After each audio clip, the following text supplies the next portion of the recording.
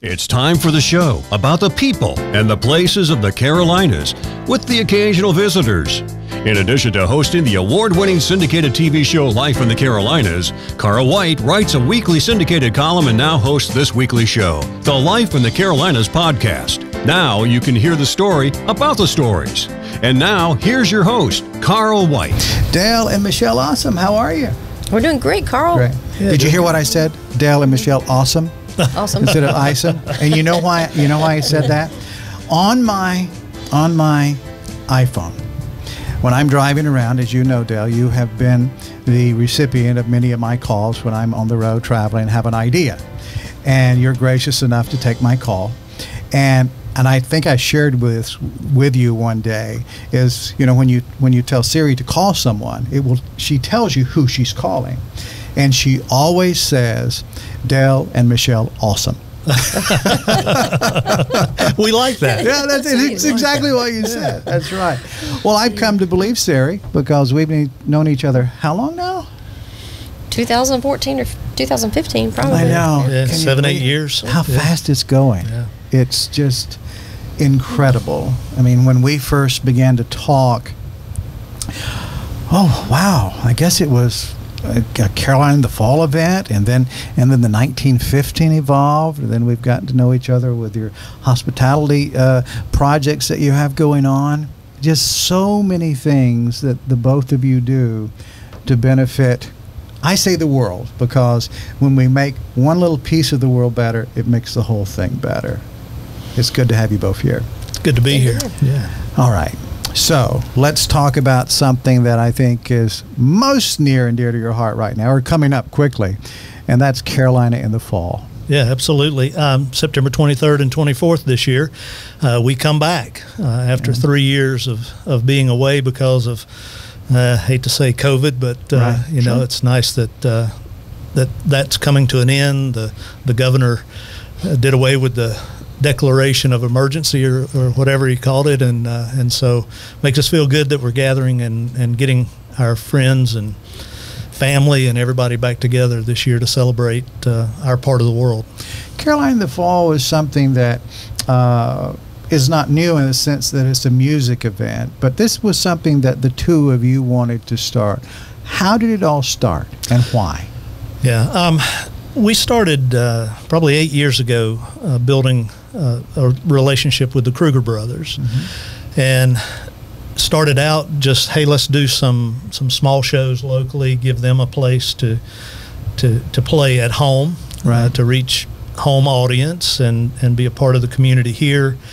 And so we started that really working with Talia Espresso, holding shows in their upstairs to start with in their coffee shop, and then we moved downstairs into their event space.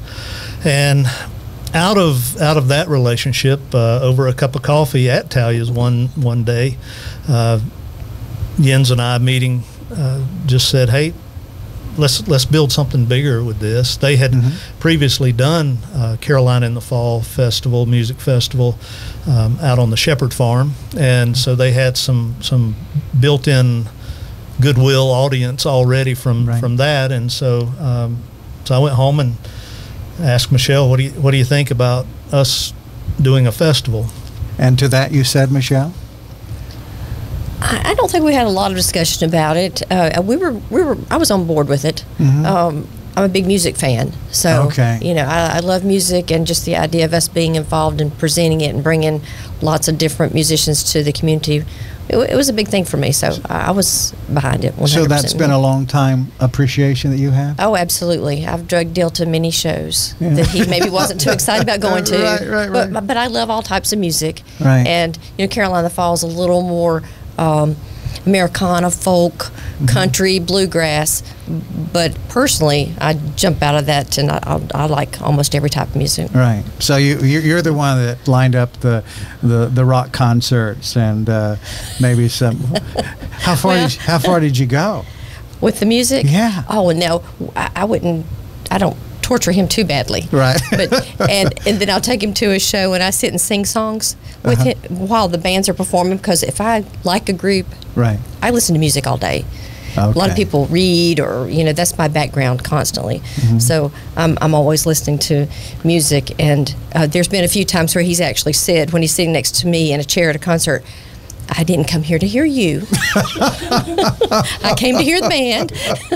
So, there's a line there I have to try not to tread over too often. Right. I'm careful how I say that. I was getting ready to say, Dale, that's a rather bold move for you to take. Yeah.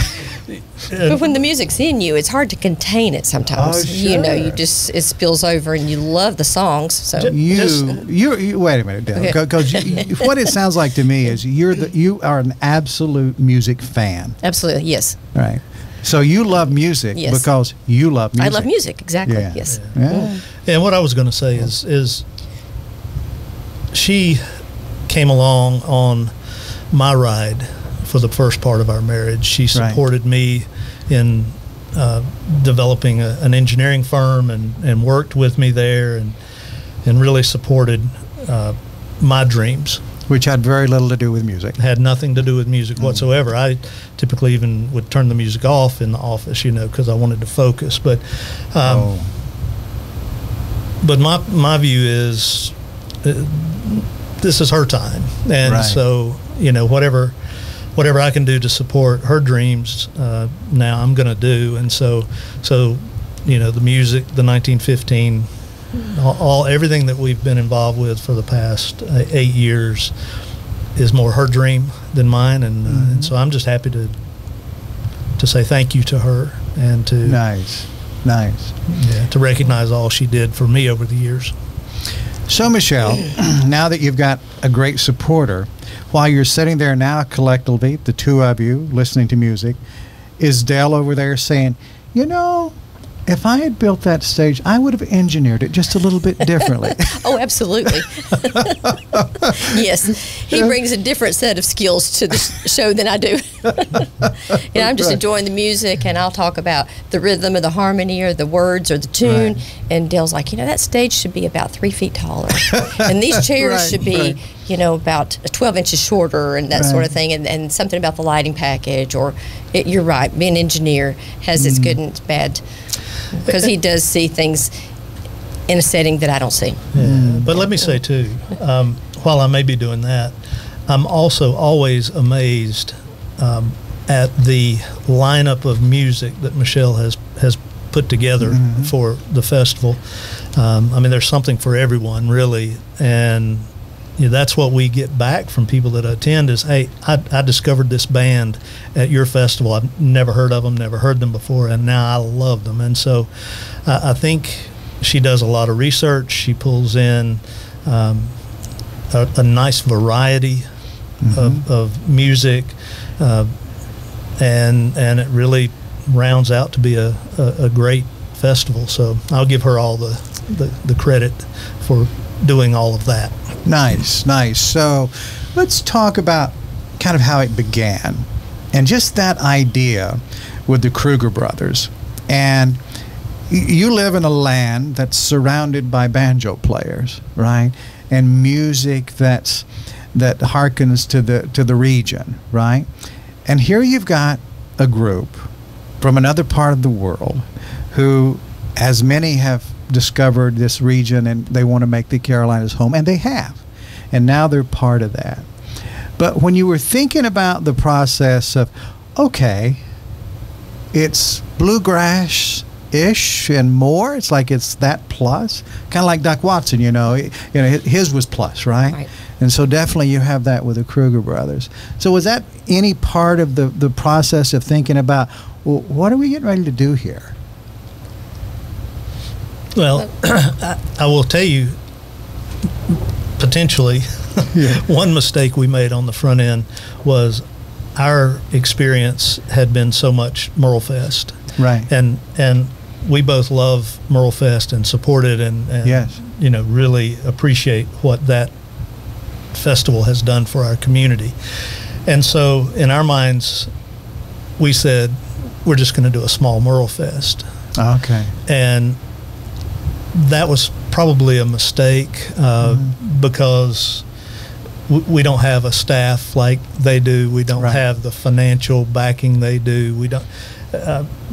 downtown is kind of small. Right. So we tried to shoehorn in maybe more than we were mentally and physically capable of accomplishing into a space that really wasn't geared towards it. And so, not to jump ahead, but I'll just go ahead and plant the seed that that's one reason you're going to see some pretty significant changes this year to the festival.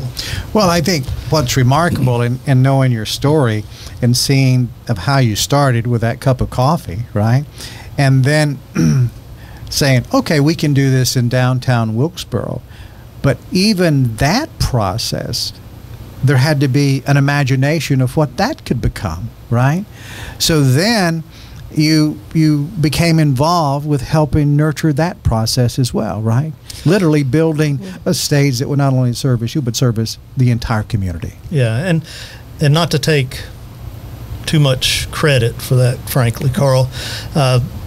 It was almost as if the ingredients were already on the table, waiting to be put together. Right.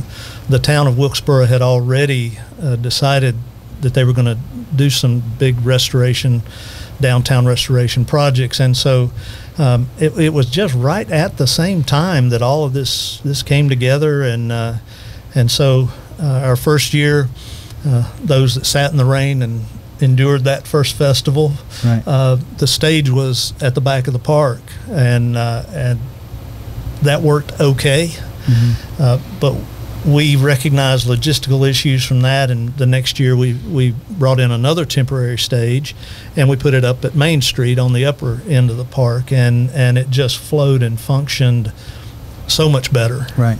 And I think that helped the town, because their original plans had the stage back at North Street at the lower end of the park, and when they saw how well it functioned, they ended up shifting the permanent stage up to Main Street. And so I think it was just everybody working together, and so it worked. I love where the stage is now, and the reason I love it, because I like to see how things are done.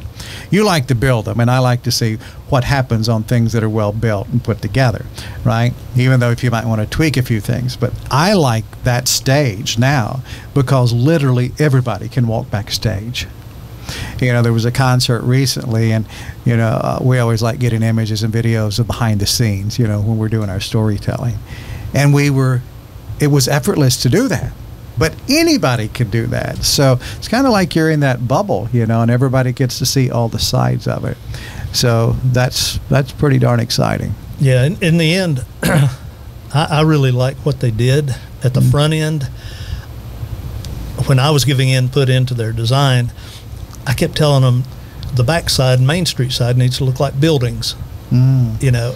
And I sketched them up some designs with that, so that it would make a streetscape. Right. But after they built this, and it being wide open and being able to see through the stage to the audience, I think it was perfect. Yeah. So I'm glad they didn't take my advice. Well, I'm sure that would have been great, but it would have blocked off. I agree with you now.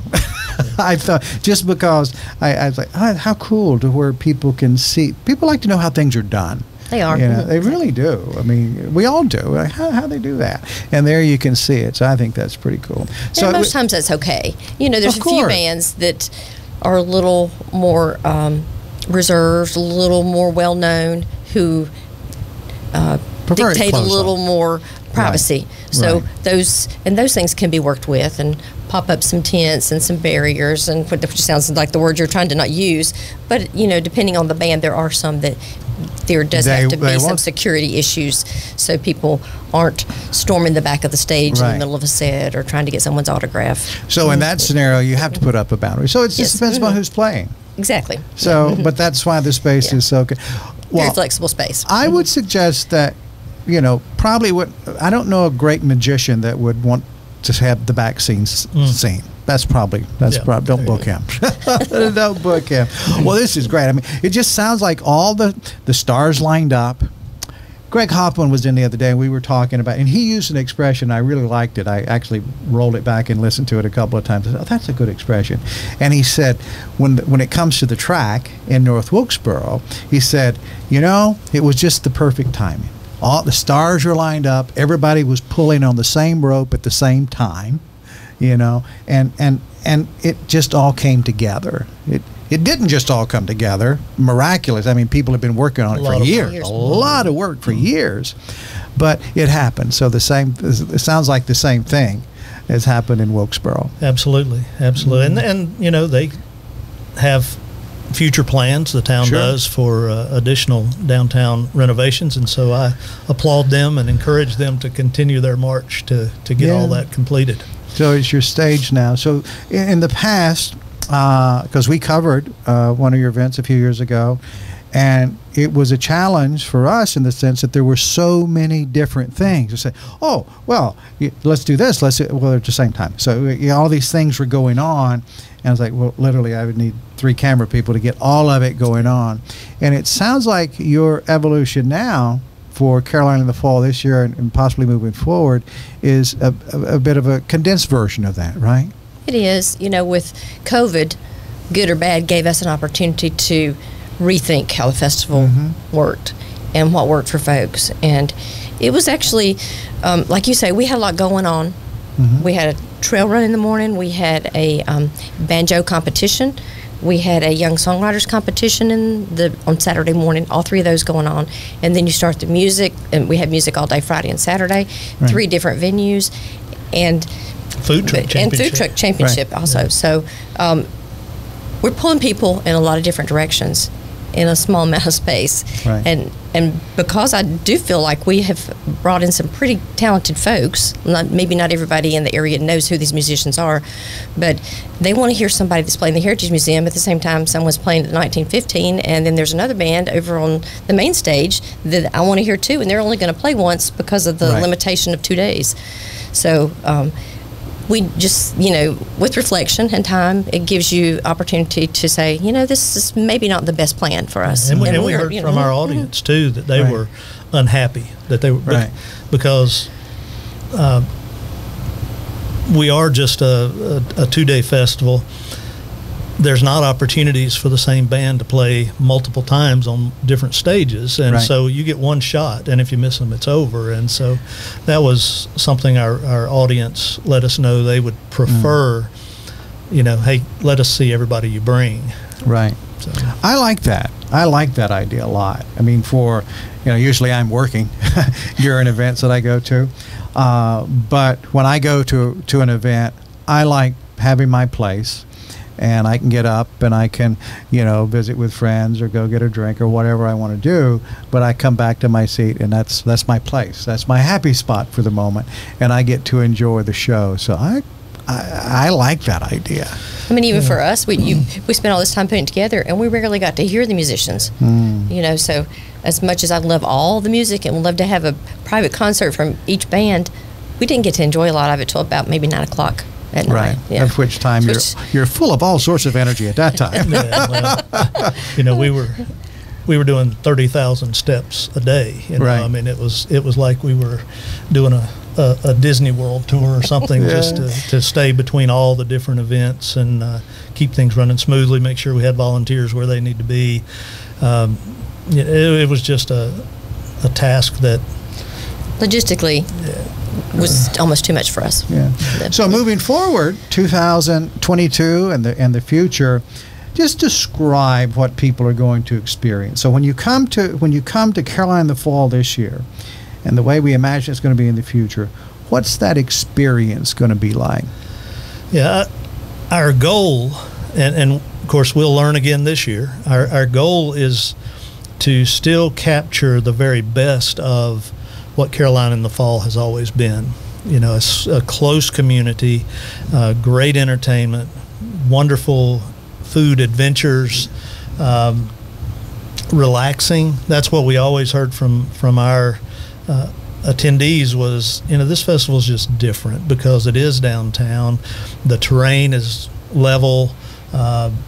It's just a relaxing festival to be at. And so we want to retain the very best of what we had, work on the things that we heard, you know, weren't as good as could be. And so, you know, we have two different situations. We have a section down front, right in front of the stage, that is reserve seating, and so for folks that want to know where their seat is both days and not have to worry about dragging chairs in and out and that kind of thing, we've got a section for them, and there's cost associated with that. I call them our festival sponsors as much as actual companies in the area that are helping to sponsor it, because them purchasing that reserve seat has enabled us to hire the bands that we have, and so I'll call that sponsor seating down front, just as well. And then the rest of the park is free admission, and so hopefully it's going to be packed. I mean, we've got great talent coming, well-known bands coming, and our goal from the very first meeting between myself and Jens was, how can we do this festival free?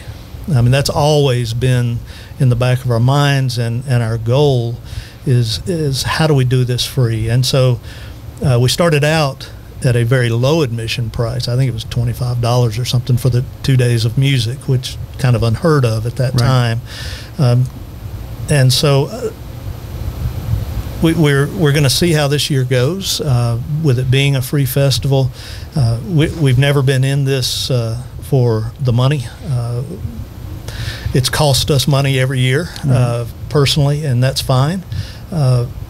So we're trying to figure out how to make it a sustainable festival, something that can carry on and not be a financial burden on anybody. And so the town of Wilkesboro has come in and stepped up their participation, and we're very thankful for that. They rolled us into the Concerts in the Commons series, and so we're the last concert in that series each year now. So they're helping to offset some of the cost as well. So we really appreciate their participation that way. What else, Michelle? What else? And this year, actually, we have our primary sponsors, Window World, right?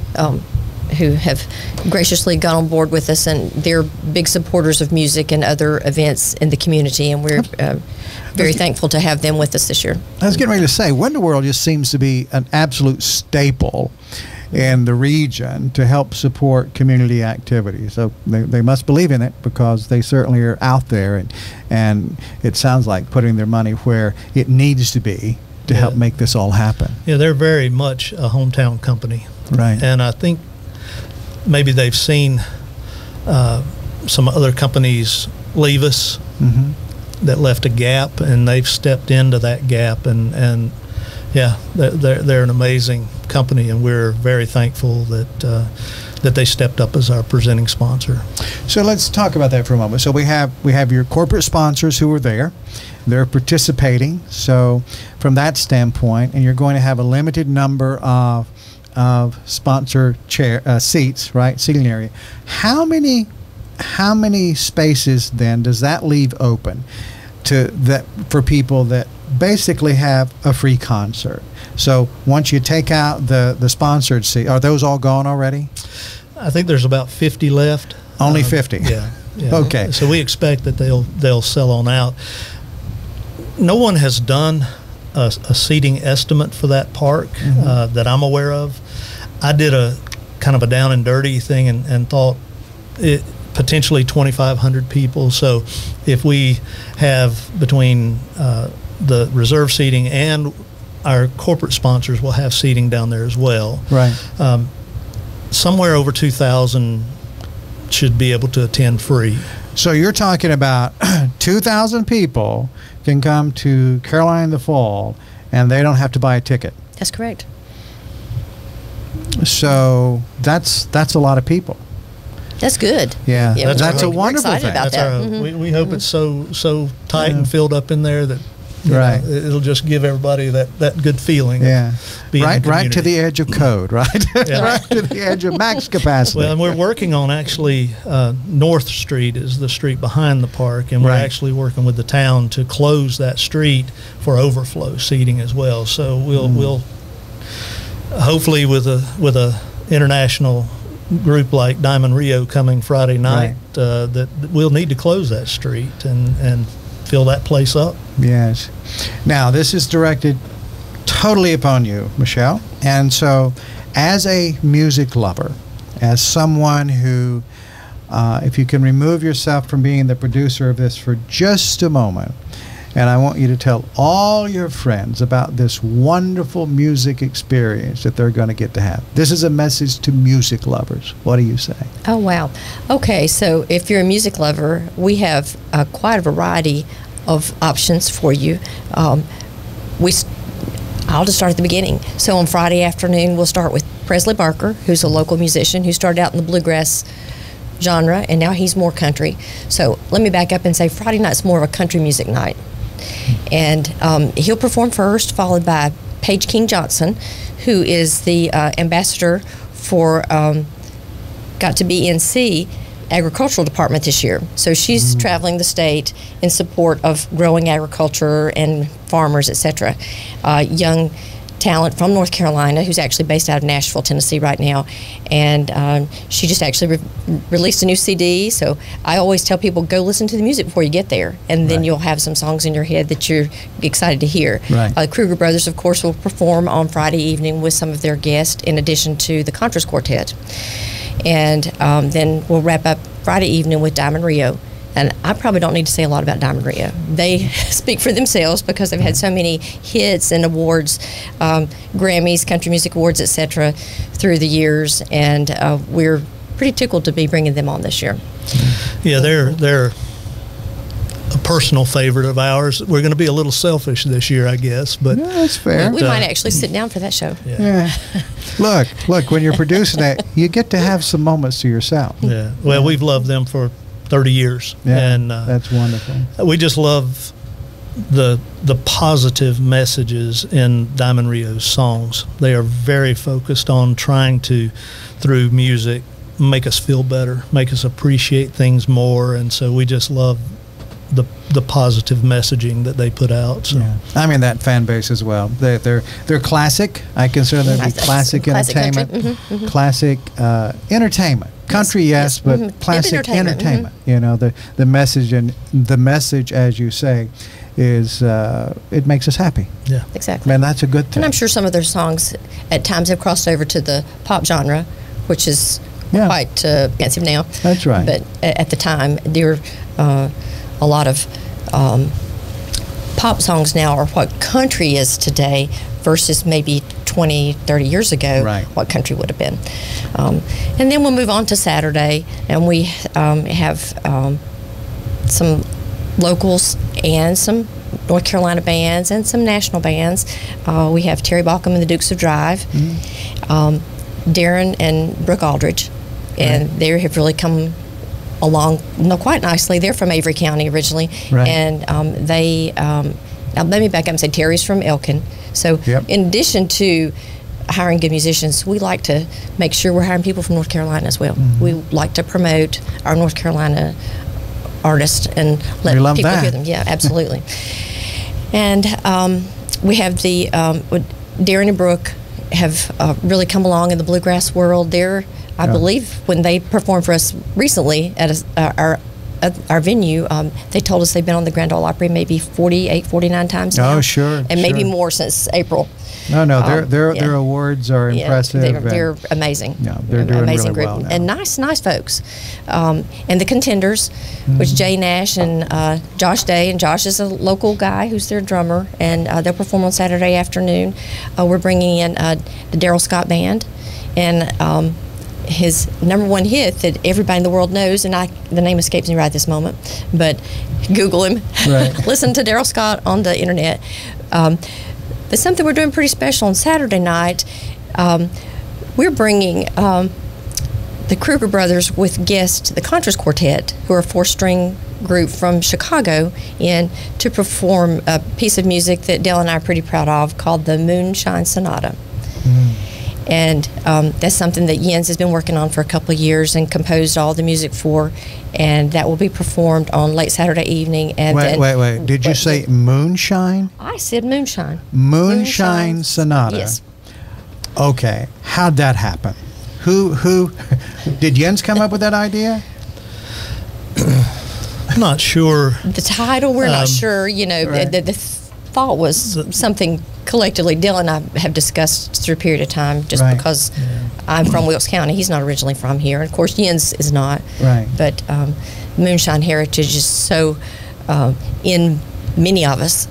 Yeah. And we want to do something special to acknowledge it. Right. And Dale, Sure. talk about the history, you know. I'll jump in a little bit here.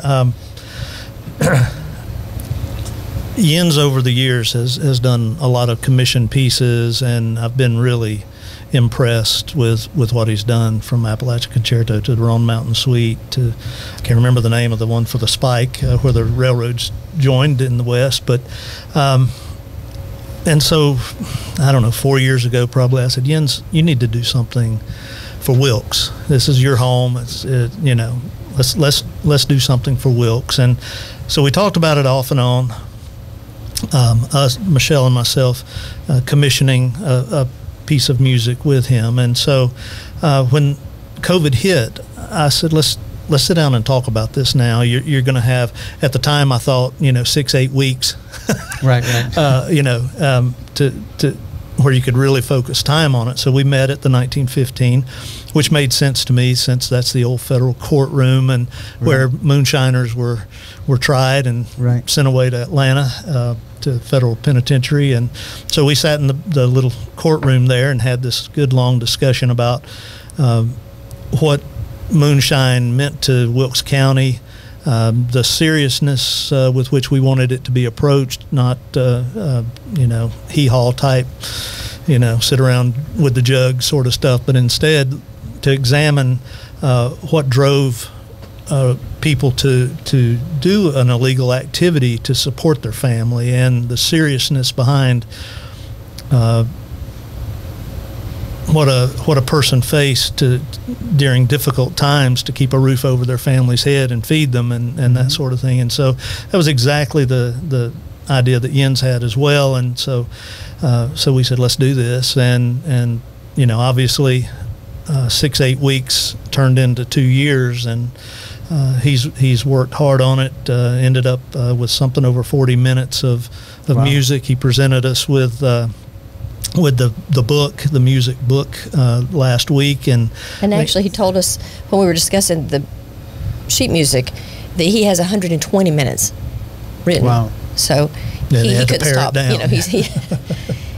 So this wasn't a small book. No, it's 186 pages of music, and for 40 minutes. And the amazing thing to me is that all of them will have it memorized, and there won't be music in front of them at the festival. I don't know how they do that, but I stand in awe of what musicians can accomplish. But so it's just worked out that he's finished it up, and we started talking 6-8 months ago about, hey, let's debut this at the festival. Let's make that kind of the centerpiece of the festival. So you were having that conversation before it was actually finished? Yes. Okay. Yes. So it actually gave it a deadline at that point. That's right. That's right. And so yes, because we have no clue how many hours it takes to do what he does. Right. And he speaks so intelligently and quite often over our heads musically when he's explaining how he has written each piece, that I can't imagine what it took to actually put it all together. Right. And he writes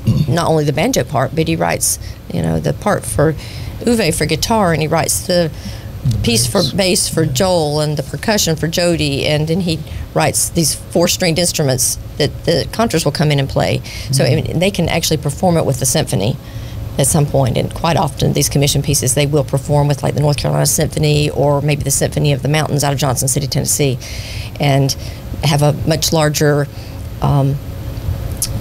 classical group listening. A much bigger band. Yes, a much bigger band. And it's a beautiful sound. It is so beautiful to add all those different instruments. Well, and he's clearly pleased with what he's produced. You can just tell he's excited about it. He told us last week that they intend to take this piece around the world. They're gonna play it everywhere they go, and of course for us, we did it for Wilkes County, right? And so the idea that everywhere they go, they're gonna speak of Wilkes County and talk about this heritage that's here is just something that gives us great joy. We're excited. Well, I can't. Well, I guess I can imagine, but just to think about that when you got that message, who heard that first? That Jens is saying we want to take this around the world. Were you together when you heard it? We were. Yeah. Okay, so you both heard it at the same time. Yes. So, Michelle, when you heard those words before you and Dale had a chance to talk about it, what did you think about that? Well, actually, that's pretty amazing. Mm-hmm. It really is. Like Dale says, a lot of people speak of moonshine in sort of a comical way. Right. Or we're just going to sit out back at Grandpa's barn and drink out of the jug and got drunk on Saturday night. Right. Because we had some extra shine in the shed that we didn't need maybe for medicinal purposes. Right. But there's just so much more to it. Little medicine. Than, a little bit. And for us, it's really speaks to me because I have a family history of moonshiners and know the struggles that my grandfather went through when he was moonshining and poverty. Right. They had plenty at one point and then lost everything because he got caught and ended up in prison and left behind my grandmother and 4 kids to raise by herself. So, it's there's the good, the bad, the ugly, to quote a Clint Eastwood movie. Right. Sure. Yeah, there's a whole lot rolled up in it in moonshining other than just having a good time on a weekend. So, hearing this story and hearing this idea about embodying that total story of moonshine, and for anyone who reads history can see that. I mean, it was, there were people making moonshine way before Prohibition, before it was illegal. Then it became illegal, and then you had those big falls that happened to people. How in the world does someone sit down and bring that to life with music in a way that we can feel those things? That to me is mind-boggling. Yeah, us as well, and that's probably a good thing to talk to Jens about one day. Right. He can explain all that much better than we could ever dream of how he does it. But the piece of music, it, like I say, is over 40 minutes long, but it's 8 movements. So each movement takes you through each of those kinds of issues that the person is dealing with, the decision to break the law and just what they're going through. And then there's one called the sermon where one movement called the sermon where he's hearing from the community that what he's doing is wrong. And there's just this whole I think one's called Lost in the Woods. Right. So which is kind of just a reflection, I believe, of a man who's got caught up in all this. Right. And here he is in the darkness alone, contemplating what his life has become. Right. So, and how, like you say, how Jens can come up with all these things is amazing. I mean, it's like he started from the beginning of making the moonshine all to come full circle to where your life is when you're through making moonshine. Right, right. So you've got that whole thing that you're looking at, and I assume that Jens will open with a story on each of the movements and share what people are getting ready to go down that road and experience. His plan on that is not to interrupt the music, but to do it at the front end. He'll walk through. Here's what you're going to hear. These are okay. So he'll spend about 15 minutes briefing the audience on this is what's coming at you, and then once they start, I don't think he'll interrupt the music. It'll just it'll flow through. So there, it's left for the audience to remember, reflect, and then now they're hearing this come to life. So it's I've sat when they were doing a larger orchestra piece and often found myself closing my eyes and imagining things. I think that happens a lot with these type of pieces of music that are telling a story, because it is up for the viewer, for the listener to imagine, right? Yeah, and they will be recording this in January, and it'll be available for public consumption, however you want to say that. After that, so we're excited to think that we also get to participate in distribution of this piece of music. So here you are, in the Carolinas. You're sitting here. You've commissioned a piece of work that's now finished. It's going to be debuted for the world at your event, Carolina in the Fall. And then it's going to make its way around the world. So, and every time that it's introduced, those 15 minutes, Wilkes County is certainly going to be mentioned. Yeah, right? Yeah, we're excited about that. Yeah. We always want it to point home. Yeah, love that, love that. So, talk about the general state of how you see music in this region, and just from its, kind of where you see this came from, and what you imagine for the future. Well, it's. I'll speak a minute, and then I want Michelle to wrap that up. But probably the thing that's most encouraging to me is 8 years ago when we sat in the coffee shop and had our first discussions, there was no music. I mean, there just wasn't a place to go and to hear music. And we said we want to strike a match. We want to start a fire. We want to it's not just we want to do music. How do we build on the fact that there's banjos behind every tree, right, and people want a place to play, people want a place to hear, and it is amazing to us to look now 8 years later at the number of stages that have been built in this region. It's just stunning. And now there's, you can have a choice of 5 events within 30 minutes of here every weekend. It's just,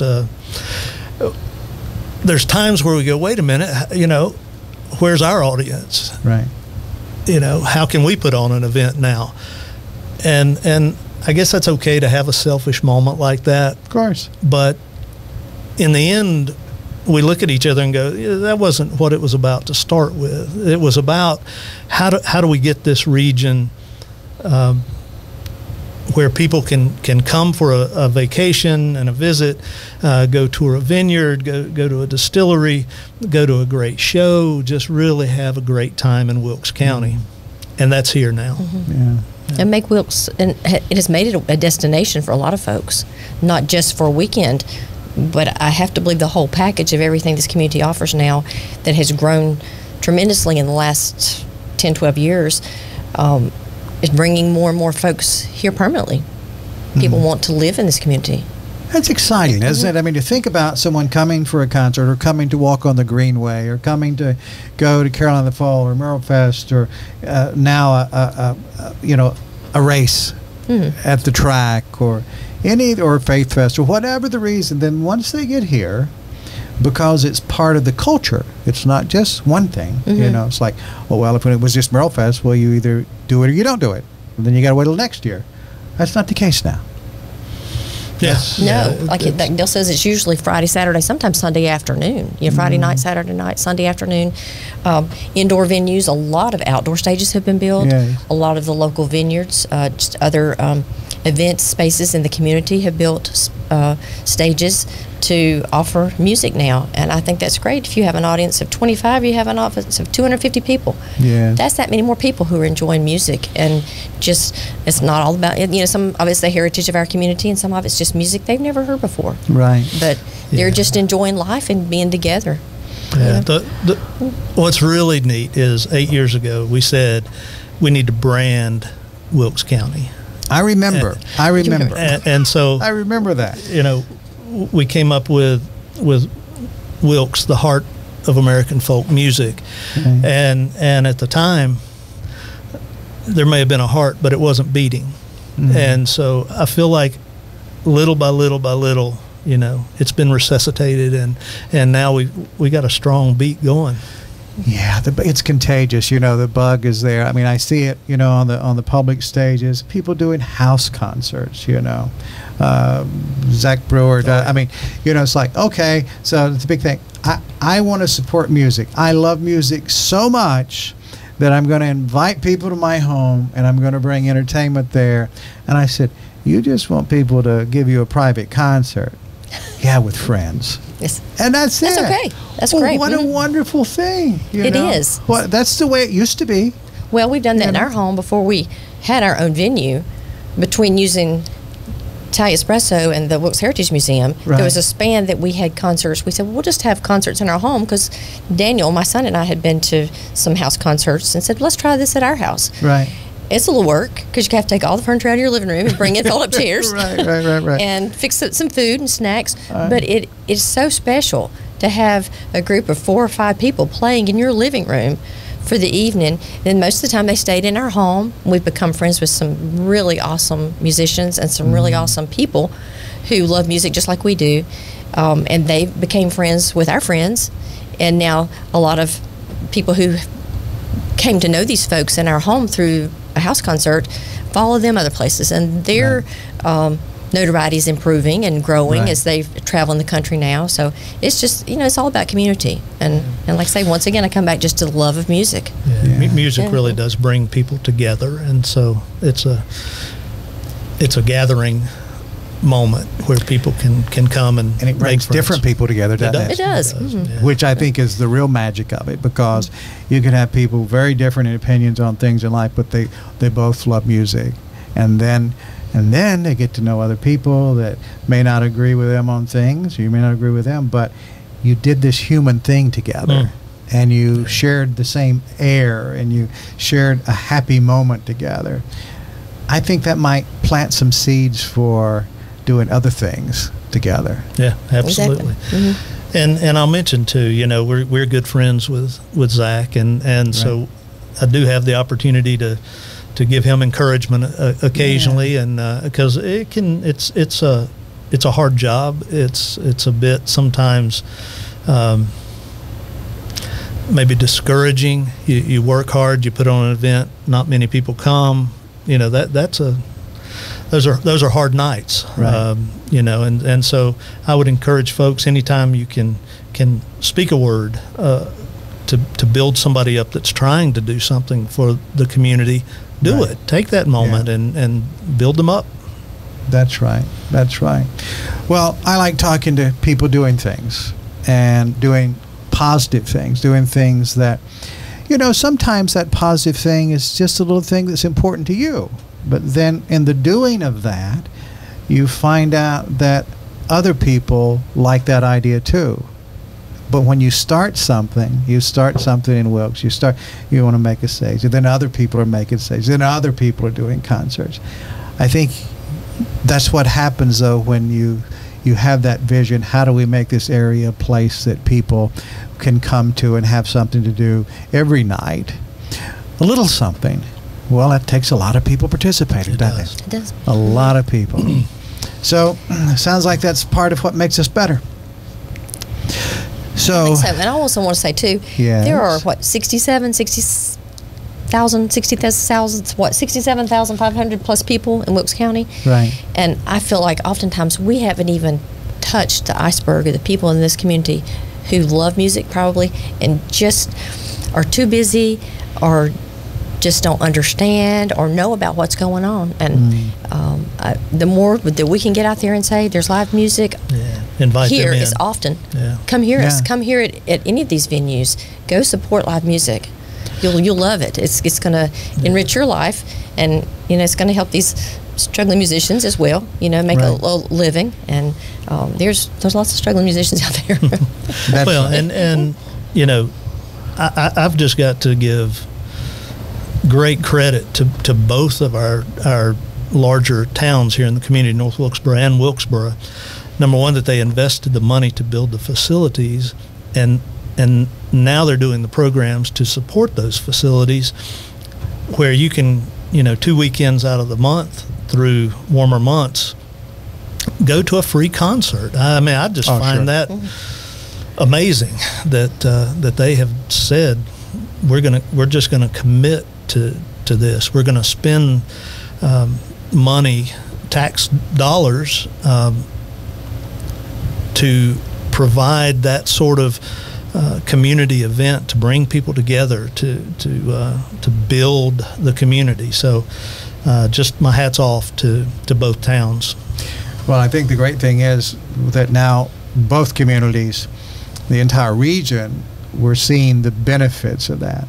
we cover, North and South Carolina, and every community that I see that goes through this journey, I see good things that happen. There can be some bad things, but there are a lot more good things that happen just because people are coming together to celebrate the community, to celebrate life, and, takes the edge off. It does, and not every, we have a lot of sports that's widely known and widely supported, but not everybody can play on a football team, and not everybody can play soccer. And there's going to come a point where we all age out of those things too. So, you always have your music, you always have your art. Right. That's not going to go away, and nobody can take that away from you.